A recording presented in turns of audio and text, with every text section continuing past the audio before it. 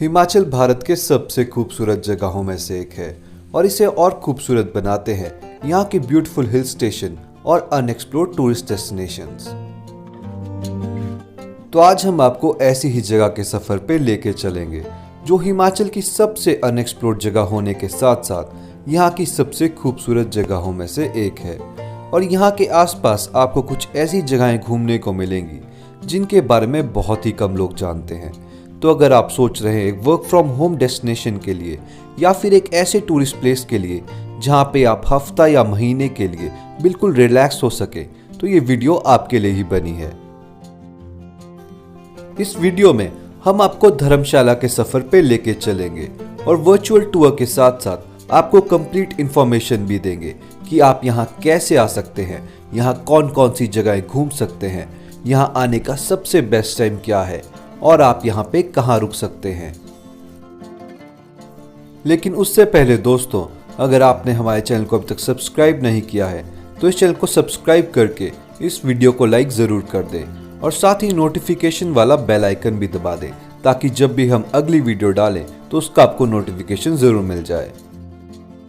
तो अगर हम बात कर ले यहाँ की लोकेशन की, तो धर्मशाला लोकेटेड है दिल्ली से लगभग 460 किलोमीटर के डिस्टेंस पे और पठानकोट से लगभग 85 किलोमीटर के डिस्टेंस पे।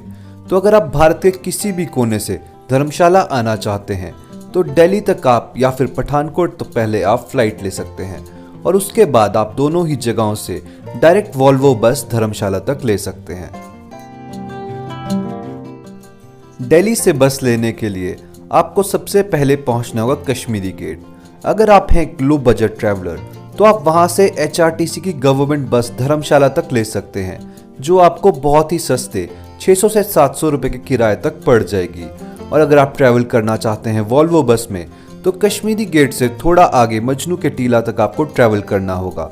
वहां पे आपको सभी प्राइवेट बसेस के ऑफिस मिल जाएंगे और वहीं से आप वॉल्वो ले सकते हैं जिसका किराया 1000 से 1500 रुपए तक वेरी करेगा।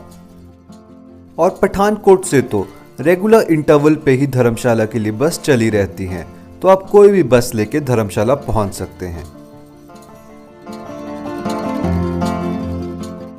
धर्मशाला ट्रिप के फर्स्ट डे आप एक्सप्लोर कर सकते हैं यहाँ का स्टेट वॉर मेमोरियल, जो उन जवानों के लिए बनाया गया है जिन्होंने अपने आप को शहीद कर दिया इस मातृभूमि और हमारी सुरक्षा के लिए।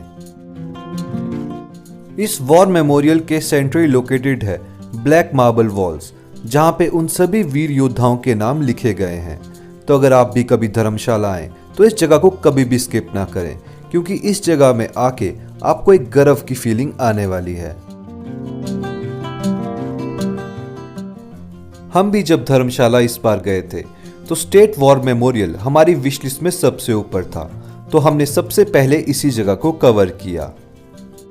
स्टेट वॉर मेमोरियल में आपको देखने को एक छोटा सा चिल्ड्रन पार्क भी मिल जाएगा। तो अगर आप बच्चों के साथ यहाँ आ रहे हैं तो ये उनके लिए एक अच्छी जगह खेलने के लिए हो सकती है। और इसके अलावा आपको यहाँ एक टैंक भी देखने को मिलेगा जो कि पाकिस्तान का है और जिसको हमारे वीर जवानों ने पाकिस्तान से कब्जे में लिया था। और इसके बाद आप कवर कर सकते हैं धर्मशाला का क्रिकेट स्टेडियम, जो भारत का सबसे खूबसूरत क्रिकेट स्टेडियम है, क्योंकि यहाँ से मैजेस्टिक धौलाधार के बहुत ही शानदार व्यूज आपको देखने को मिलेंगे। स्टेडियम और स्टेट वॉर मेमोरियल एक्सप्लोर करने के बाद फर्स्ट डे आप धर्मशाला में ही रुक सकते हैं और नेक्स्ट डे आप ड्राइव कर सकते हैं मैक्लोडगंज की तरफ, जहां रास्ते में आपको देखने को मिलेगा Saint John's Wilderness Church. Saint John in the Wilderness Church 1852 में बनाया गया था और ये नॉर्थ इंडिया के सबसे पुराने चर्चेज में से एक है। और साथ ही यहाँ पे उस वक्त के वॉइसरॉय लॉर्ड एल्गिन की भी डेथ हुई थी।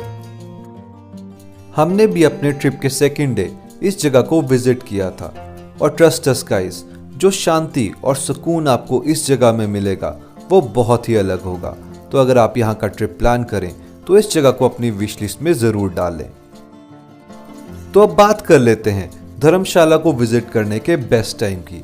यूं तो धर्मशाला को आप साल भर में कभी भी विजिट कर सकते हैं, लेकिन अगर आप हैं स्नोफॉल के दीवाने तो धर्मशाला में आपको नड्डी, धर्मकोट और मैक्लोडगंज में जनवरी एंड और फरवरी स्टार्टिंग में स्नो देखने को मिल ही जाएगी। और अगर आपको पसंद है लश ग्रीनरी तो हमारा आपको सजेशन रहेगा कि आप यहाँ अगस्त, सितंबर, अक्टूबर में ट्रैवल कर सकते हैं, क्योंकि सितंबर अक्टूबर में वैसे भी क्राउड बहुत कम हो जाता है। तो इस जगह को शांति में घूमने का आपको अलग ही मजा आने वाला है। हमने पर्सनली ये ट्रिप मिड फेब में प्लान किया था और उस टाइम के नज़ारे तो आप अपनी स्क्रीन पे देख ही सकते हैं। धर्मशाला से मैक्लोडगंज के लिए आपको 15 मिनट से आधे घंटे का वक्त ही लगेगा, क्योंकि हम धर्मशाला से सुबह 9 बजे ही निकल गए थे, तो हम मैक्लोडगंज लगभग 9:30 और 10 के आसपास पहुंच गए। तो इसीलिए हमने पूरा दिन मैक्लोडगंज को एक्सप्लोर करने का सोचा। मैक्लोडगंज में आप घूम सकते हैं यहाँ की लोकल मार्केट, यहाँ का माल रोड और यहाँ की बहुत ही खूबसूरत मोनेस्ट्रीज। एक और चीज़ जो आप यहाँ पे नोटिस करने वाले हैं वो ये है कि यहाँ पे आपको बहुत सी शॉप्स में तिब्बतन कल्चर का बहुत ही ज़्यादा इन्फ्लुएंस देखने को मिलेगा। और क्योंकि मैक्लोडगंज को वैसे भी लिटिल लहासा बुलाया जाता है, तो इस जगह में आपको एक वैसी ही वाइब आने वाली है। और इसके अलावा आप यहाँ पे हिज होलीनेस दलाई लामा जी की रहने वाली मोनेस्ट्री भी देख सकते हैं। हमने भी इस जगह को विजिट किया था, लेकिन कोरोना के कारण ये मोनेस्ट्री उस टाइम बंद थी, तो हम इस मोनेस्ट्री को अंदर से विजिट नहीं कर पाए। लेकिन बाद में जब आप लोग विजिट करेंगे तो तब तक शायद ये मोनेस्ट्री खुल जाए। मैक्लोडगंज को एक्सप्लोर करने के बाद हम सेम डे ही मैक्लोडगंज से धर्मकोट की ओर चले गए। धर्मकोट एक बहुत ही खूबसूरत और एक शांत गांव है जो मैक्लोडगंज से लगभग 3 से 4 किलोमीटर के डिस्टेंस पे सिचुएटेड है। तो अगर आपने कभी मनाली में ओल्ड मनाली को विजिट किया है तो वैसा ही सेम वाइब आपको यहाँ पे आने वाला है, क्योंकि यहाँ भी विलेज के बीच में आपको बहुत से यूनिक और ऑथेंटिक कैफेज देखने को मिलेंगे। धर्मकोट को एक्सप्लोर करने के बाद हम शाम तक मैक्लोडगंज की ओर चले गए। लेकिन अगर आपका धर्मकोट में रुकने का मन है तो आप धर्मकोट में स्टे कर सकते हैं, क्योंकि आपको यहाँ पे बहुत ज़्यादा होम स्टेज और छोटे मोटे होटल्स के ऑप्शंस मिल जाएंगे। तो बात कर लेते हैं स्टे ऑप्शंस की। यूँ तो मैक्लोडगंज में आपको रहने के लिए बहुत से होम स्टेज और होटल्स मिल जाएंगे, लेकिन जो पर्सनल रिकमेंडेशन हमारा मैक्लोडगंज में रहने के लिए आप लोगों को रहेगा वो रहेगा लविश इन का। लविश इन की सबसे खास बात यह है कि ये मैक्लोडगंज में बिल्कुल सेंट्रली लोकेटेड है और यहाँ से आप आसपास बहुत ही आसानी से घूम सकते हैं। और इसके साथ साथ यहाँ का फूड और क्लीनलीनेस बहुत अच्छी थी। और यहाँ की सबसे खास बात यह थी कि होटल के ही नीचे आपको इनका प्राइवेट क्लब देखने को मिल जाता है। तो अगर आप भी इसे बुक करना चाहते हैं तो आप स्क्रीन में दिए गए नंबर पे कॉल करके इस जगह को बुक कर सकते हैं। नेक्स्ट डे अर्ली मॉर्निंग अपने ट्रिप के लास्ट डे हम भागसू टेम्पल और भागसू वाटरफॉल को एक्सप्लोर करने के लिए निकल गए। मैक्लोडगंज से भागसू टेम्पल लगभग 1 से 2 किलोमीटर के डिस्टेंस पे सिचुएटेड है, तो आप इस डिस्टेंस को बिल्कुल आराम से पैदल ही कंप्लीट कर सकते हैं। लेकिन अगर आप इस डिस्टेंस को गाड़ी में करना चाहते हैं तो आप वो भी कर सकते हैं, लेकिन हम आपको वो सजेस्ट नहीं करेंगे, क्योंकि रोड पतले होने के कारण यहाँ पे बहुत लंबे ट्रैफिक जैम्स भी लग जाते हैं।